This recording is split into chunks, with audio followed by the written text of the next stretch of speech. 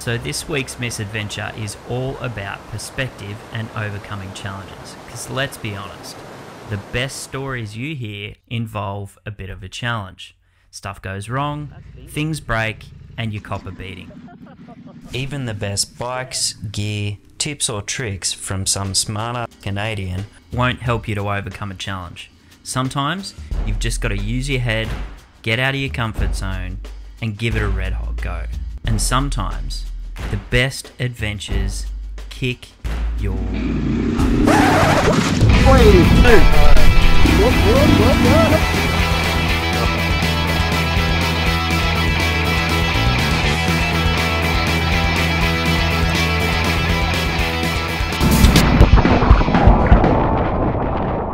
So for a few months we've been planning this monster adventure ride, nearly 800 k's of dirt and tarmac, down through the Great Dividing Range, staying overnight and then coming back the next day. But before we even got started, the weather leading up to the ride had been torrential rain and storms, and we had no way of knowing if the roads were passable or not, or if the rain would even clear before we took off. But luckily for us, the rain cleared that night and we woke up the next morning to almost clear skies, ready for the big adventure. We set a cracking pace from the start, heading south through the city before the sun was up and picking up some mates along the way. Everything started off pretty well. We made good time getting out of the city and soon we were winding through some nice, empty country roads.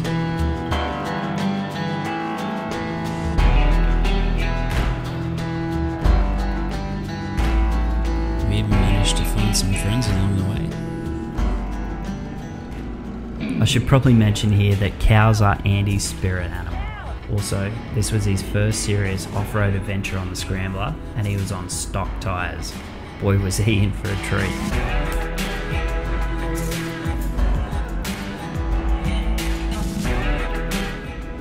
As the mountains grew closer, the roads grew thinner, and the weather looked like it might get a bit rough. So we pulled over for a quick pit stop to check our gear, get our bearings as we headed south into the Great Dividing Range. Oh yeah, and don't forget to turn off traction control.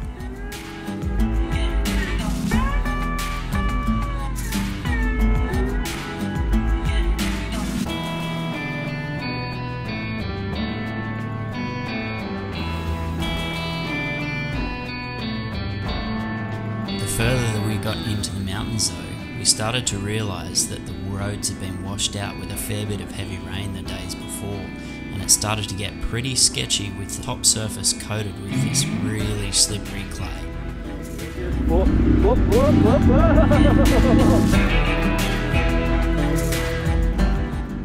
Initially we thought, oh yeah, that's a bit of a challenge, and then we came across this.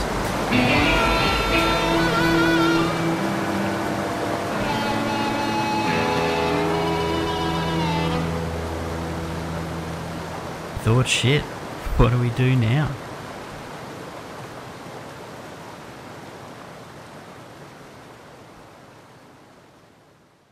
So, here we are, staring at a raging river, talking through the options, which were basically, do we cross, or do we take a 3-hour detour back the way we came? It didn't really help that a bunch of more experienced older riders who'd arrived just before us was turning around, having decided they weren't going to risk it.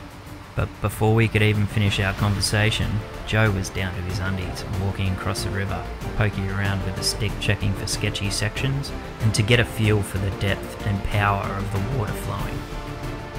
Once he'd walked the crossing, Joe reported that the water wasn't actually that deep, it was just flowing fast, but a few of us still weren't convinced, so Joe decided to lead by example, taking his mighty bin chicken DRZ through first, while the rest of us prepared ourselves and our bikes.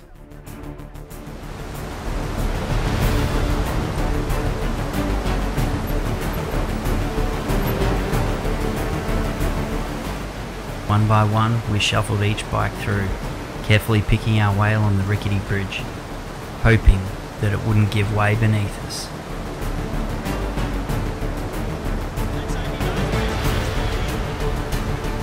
Eventually, it came time for the scramblers to cross, and I won't lie, I was bricking it. I mean, can you imagine explaining this to your insurance company?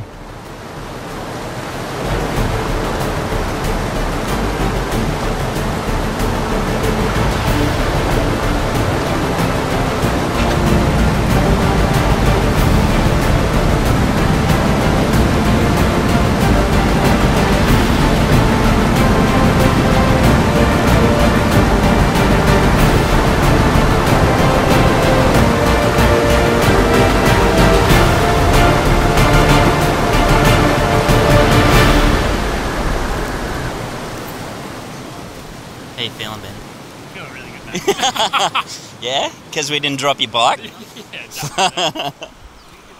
Yeah, Yeah, good, good. We are across. That was a bit of a mission.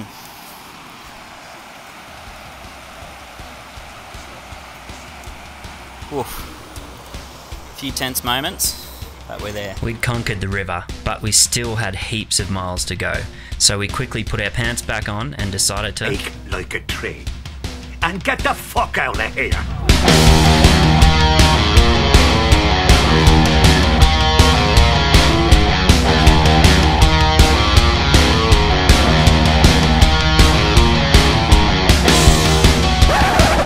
Wait, has anybody seen Benji? So it turns out Benji had run out of fuel at a petrol station that had also run out of fuel. Luckily for him, Damo had noticed him missing, gone back and given him a quick top up, and then they were back on the road. Problem was, now we were really running out of daylight, and we still needed to get to Tennefield for supplies before heading to the campsite. So we made the tough decision to cut our route short for the day and tackle the Rocky River Road the next day. We managed to get to Tennefield with about half an hour to spare, so we ducked into the local pub for a cheeky beer, then grabbed some quick supplies, and then took off for the campsite to set up before it got dark.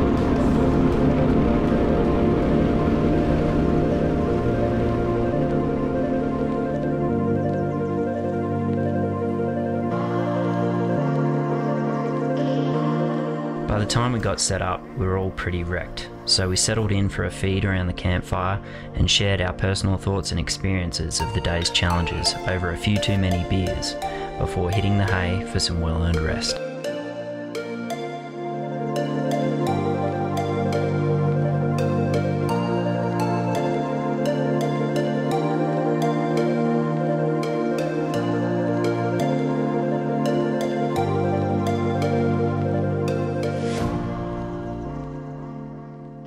With a big day ahead of us, we woke up at sunrise to find the campsite shrouded in a thick fog and our bikes covered in frost.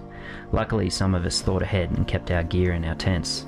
Others, not so much.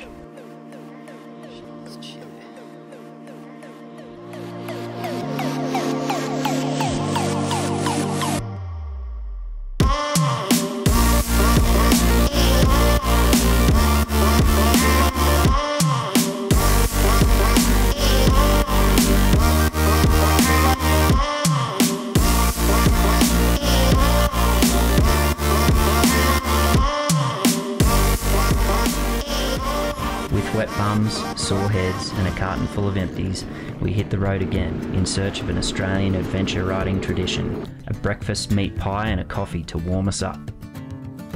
After a quick scoff, we got on the road again and aimed for the Rocky River Road, a long section of up and downhill, twisty, loose, wet and potholed road that would take us 1/4 of the way back to Brisbane. But before we hit the Rocky River Road, we ran into some cows. Andy was obviously stoked, but we didn't have time to stop. We had kilometres to cover.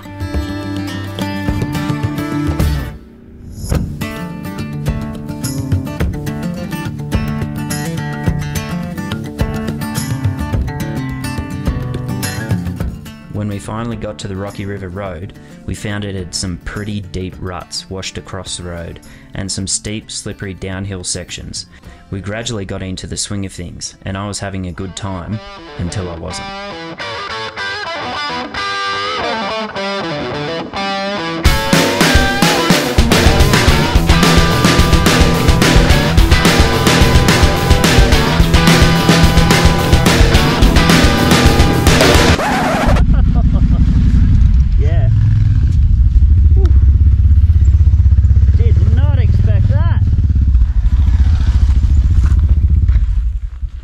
Downhill too.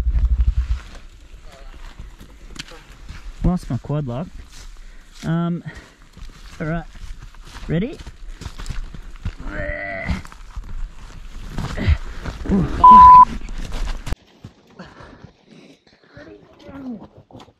Oh.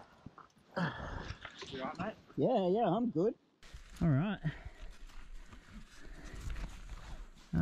Nothing bent. Luckily for me, I got away with just a few bumps and a bruised ego. It could have been much worse, but I was wearing protective gear which helped absorb my fall. So, after a quick brush off, we hit the trail again. You all good? I can hear you, Jacob.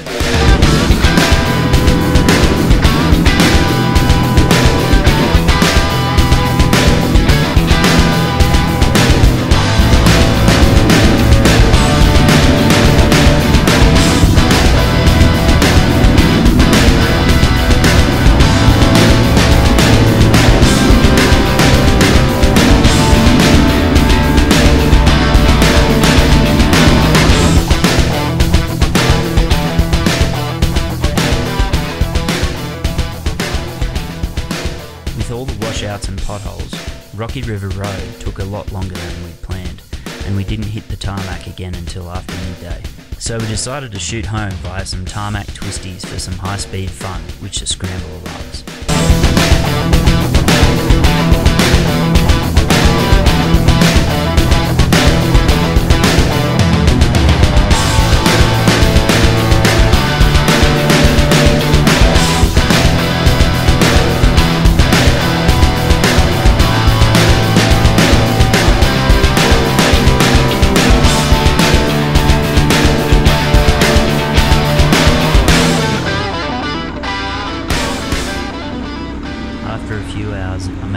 Safe and sound without any dramas, and just enough time to wash and clean the Scrambler and my gear. Now, I normally hate this part. The unpacking, cleaning, drying and repacking takes forever, and it's the last thing I want to do when I get home tired and sore. But because I have my OSA bag set up just for moto camping, it only takes a few minutes on top of cleaning the bike to give them a rinse, unclip the straps. The rest I can throw on the shelf, ready for the next adventure, and take out only the stuff that needs cleaning. I hope you enjoyed the video. Please like and subscribe if you did, and next time you go out on a big ride, remember, life is hard, challenges come constantly, but it's up to you to respond positively, and with the right mindset you can overcome almost any challenge.